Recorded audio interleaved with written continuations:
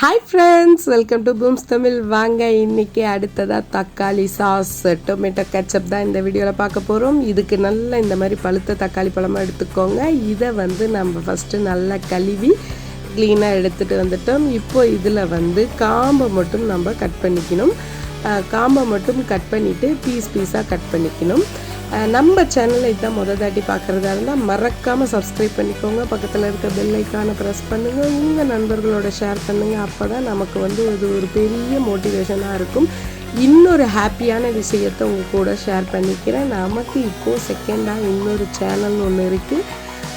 கோலத்துக்காக rangoli designs அப்படின்னு ஒரு புது சேனல் ஒன்று லான்ச் பண்ணியிருக்கேன். அந்த சேனலோட லிங்க்கையும் இந்த வீடியோவோட டைட்டில்லையே கொடுக்குறேன், டிஸ்கிரிப்ஷன்லேயும் கொடுக்குறேன். பார்த்து ஃபாலோ பண்ணி சப்போர்ட் பண்ணுங்கள். இப்போ இதில் பூண்டு ஒரு 10 பல்லும், அது கூட நம்ம இந்த பெங்களூர் மிளகான்னு சொல்லுவோம்ல, அந்த பெங்களூர் மிளகா அது கொஞ்சம் காரம் இருக்காது, பட் டேஸ்ட்டும் கலரும் கொடுக்கும். அந்த மிளகா ஒரு 3, ஒரு பட்டையும் ஒரு 10 லவங்கமும் சேர்த்திக்கிறேன். இதோடு நான் ஒரே ஒரு சிகப்பு மிளகா சேர்த்திக்கிட்டேன், நம்ம ரெகுலராக யூஸ் பண்ணுற மிளகா. இப்போ வினிகர் சேர்த்திக்கிறேன். நான் சிகப்பு மிளகா 1 தான் சேர்த்துக்கிட்டேன். உங்களுக்கு நல்ல கொஞ்சம் காரமாக சாஸ் வேணும் அப்படின்னா நீங்கள் ஒரு 2-3 மிளகா சேர்த்திக்கலாம். இப்போ அதோட சுகரையும் சேர்த்து வேக வச்சு எடுத்துட்டேன். இப்போ வேக வச்சு எடுத்ததுக்கப்புறம் இப்போ பாருங்கள், இதில் அந்த பட்டை லவங்கம் எல்லாமே அப்படியே மேலாகவே இருக்குது. அதனால் நான் அப்படியே மேலாக பட்டை லவங்கத்தை தட்டுப்படுற அளவுக்கு தெரிகிற அளவுக்கு இருக்கிறத பொறுக்கிட்டேன். இல்லை இது அரைக்கிறதுக்கு அப்படியே விட்டாலும் பரவாயில்ல, கலந்துட்டாலும் தப்பு இல்லை, தெரிஞ்சதுனால அப்படியே நான் எடுத்துட்டேன்.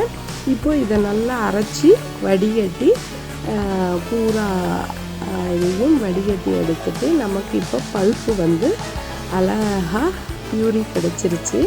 இப்போ இதை நம்ம அடுப்பு மேலே வச்சு கொதிக்க வைக்க ஆரம்பிக்கலாம். எந்த ப்ரிசர்வேட்டிவும் சேர்த்தாமல் நம்ம இதில் சேர்த்திருக்கிறது ஒன்று வினிகர் மட்டும்தான் நம்ம எக்ஸ்ட்ராவாக சேர்த்திருக்கோம். மற்றபடி இதில் வேறு எந்த ஒரு கெமிக்கலும் கிடையாது.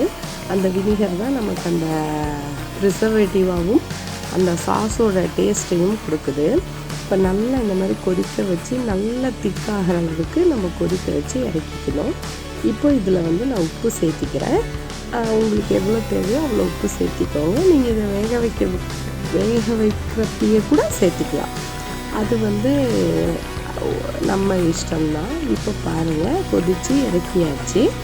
இப்போது நம்ம இது சாஸ் பதம் சரியாக இருக்கா அப்படின்னு செக் பண்ணுறதுக்கு ஒரு தட்டில் கொட்டி நீங்கள் இப்படி சாய்ச்சிங்கன்னா இப்படி மெல்ல இறங்கணும்.